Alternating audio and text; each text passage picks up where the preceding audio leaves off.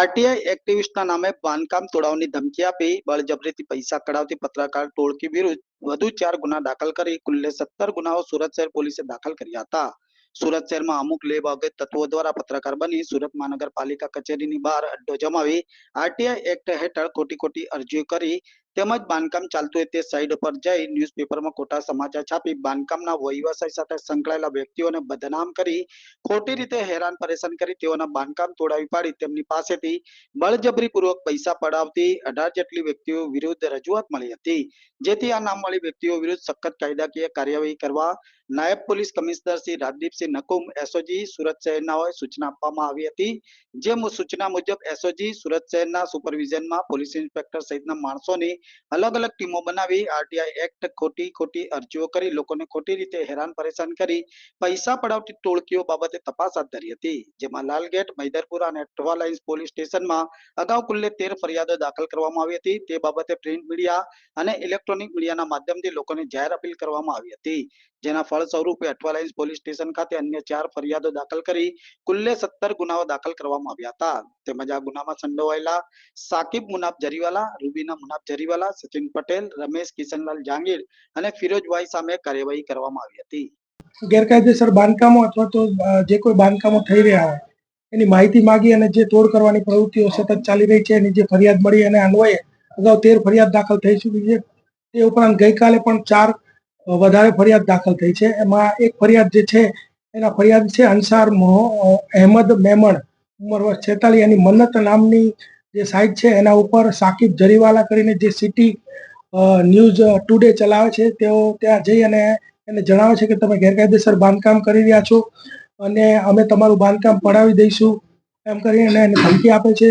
ત્યારબાદ એને ધમકીથી ડરી જઈને પોતે જ્યારે સેન્ટ્રલ ઝોનની ઓફિસ જાય છે ત્યારે આ વ્યક્તિ જે છે સાકિબ જરીવાલા ત્યાં હાજર હતો અને જણાવે છે કે તમારું બાંધકામ તોડી પાડવા માટે જ અહીંયા આવેલો છું. અને ત્યાં એક સ્ત્રી સાથે વાત કરતો હતો, જે સ્ત્રીને બતાવે છે કે અમારી પત્ની છે રૂબીનાબેન, અહીંયા એ નોકરી કરે છે અને ઉચ્ચ અધિકારીઓ સાથે એને સંપર્ક છે, એટલે તમારું બાંધકામ ક્યારે બચવાનું છે નહીં. ત્યારબાદ આ વ્યક્તિ જે છે એ બાંધકામની સાઇટ ઉપર આવ્યો અને ત્યારે એને 1.5 લાખ રૂપિયા માંગ્યા અને ત્યારબાદ કોઈ પણ રીતે આ વ્યક્તિથી છુટકારો મેળવવા માટે અંસાર અહેમદ મેમણે એને 50,000 રૂપિયા આપી દીધેલા અને 50,000 રૂપિયા આપ્યા બાદ પણ આ વ્યક્તિ સતત એની પાસે પૈસાની માંગણી કરતો હતો અને બીજા 50,000 રૂપિયા લઈ ગયો હતો. ત્યારબાદ જાન્યુઆરી 2023ના જાન્યુઆરી મહિનાની અંદર એ આવ્યો અને કીધું કે હજી 50,000 રૂપિયા તારે આપવા પડશે. સતત હું જ્યાં સુધી કહું નહીં ત્યાં સુધી તારે પૈસા આપવા પડશે. એની પત્ની રૂબીનાબેને પણ એવું કહેલું કે ભાઈ તારે જ્યારે આ સાકિબ જરીવાલા આવે ત્યારે પૈસા આપવા પડશે.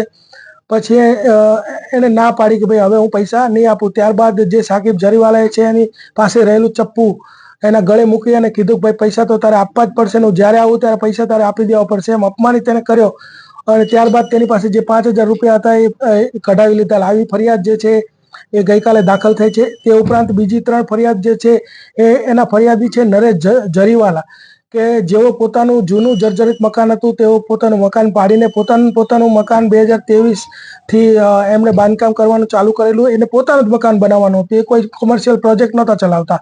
તો તેને અલગ અલગ જુદા પત્રકારનો સ્વાંગ રચી અને આરટીઆઈ એક્ટિવિસ્ટના ઓળખાણ આપી એ લોકો એને ડરાવતા ધમકાવતા. એમાં એક સચિન પટેલ જે છે અસ્મિતાનો પત્રકાર જે પોતાને ઓળખાવે છે, તેણે એવી એક સમાચાર છાપ્યા કે ભાઈ ગાંજાવાલાને 10 લાખનો વહીવટ કર્યો છે અને મોનિકા બેનને 5 લાખનો વહીવટ કર્યો છે. આવા બધા સમાચારો છાપી અને છાપું બતાવી અને એની પાસેથી 10,000 રૂપિયા પડાવ્યા.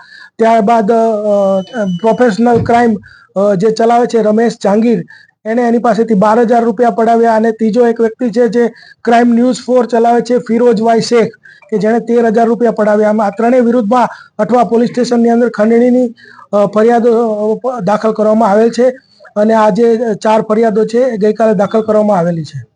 આપતા હતા કે પોતે 2 થી 3 પેજનું એક ડિજિટલ આવૃત્તિ બહાર પાડે અને એની અંદર આવા સમાચારો છાપે, જે મનગણત સમાચારો હોય અને જે વ્યક્તિ બાંધકામ કરી રહ્યો હોય એને ડર લાગે એવા સમાચાર છાપે કે ભાઈ તમે કોઈને લાંચ આપી છે કે તમારો નકશો આવો છે અને તમે આ વધારાનું બાંધકામ કર્યું છે.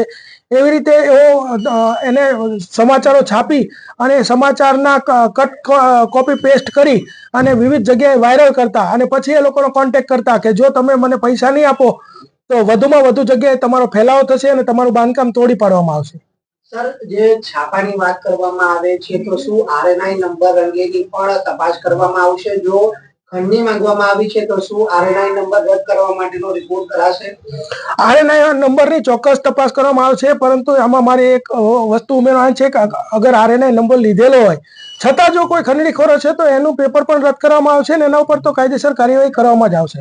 લાયસન્સ અંગેની માહિતી જે છે એ કલેક્ટર ઓફિસ અને માહિતીના જે નિયામક છે એની પાસેથી માંગવામાં આવશે અને જો એ લોકોને પણ અમે જે તપાસમાં જે રીતે નીકળશે એ રિપોર્ટ કરીશું ને કાયદેસરની કાર્યવાહી કરાવીશું.